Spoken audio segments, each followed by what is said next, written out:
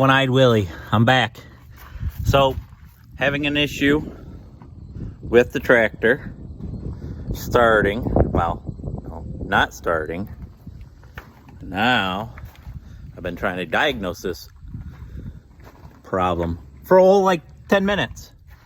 And I was doing some hedge removal, brush hogging yesterday with the old flail chopper.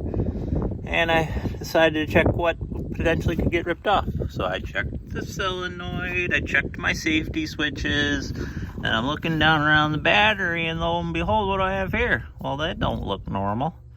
So now, maybe I found the culprit. We'll see if I have a thank you Jesus moment or not, but we're gonna figure out what that connects to and see if I can then start it. So, well, underneath the tractor, and isn't it a joy that I've parked it in the gravel driveway and not the nice green soft grass.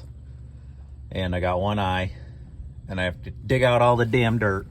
But after cleaning this out a bit and unplugging the end off of that, I have discovered that it obviously ties into this, and that is what's preventing it from turning over. So now do I just go directly to that, or do I try to get it through the end? But of course, there ain't no head space, sitting up space, and only room for about one hand to work with one eye. So this ought to be fun.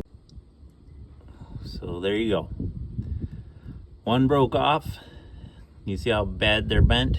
Just tried straightening out just a tad so it attached.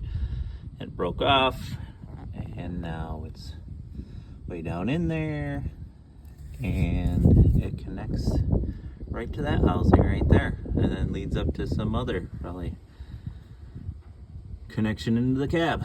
But now I got to try to figure out how I want to attach this and or get it connected. I cannot break that free to get it out of there to save my life. Alright, so here's where we're at. Remove the battery case, battery, in order to access this, because with my one eye and one hand that was limited in reach, I could not get to it. So, this is all I could cob together for the moment. Obviously, I don't have the right connection. I'm going to connect it up quick to the battery and just see if this did the trick or not. And we're going to cross our fingers. Well, there we go. Diagnosed it. Kind of fixed it. But it runs. Now I just got to see about ordering that dang part. And I got to decide, do I just strap this down and get a little raking done with the rake, or do I wait for the part? I don't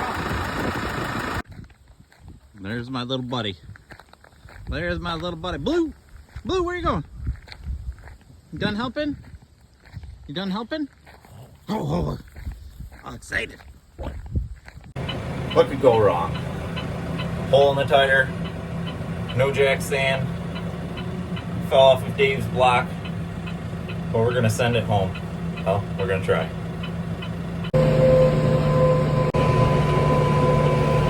So she trailer's pretty nice, minus the semi-flat, shaped wheel, but it's actually starting to get a little bit more round as we go about it. A little bit of a hill here.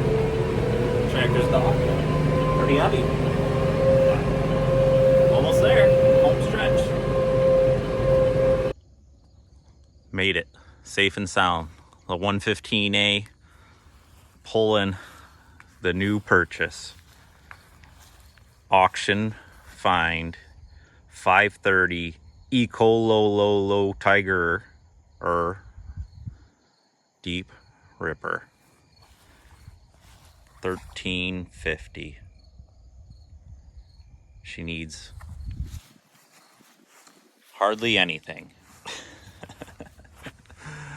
Oh, but at least these hydraulic hoses actually held. I think they've seen better days.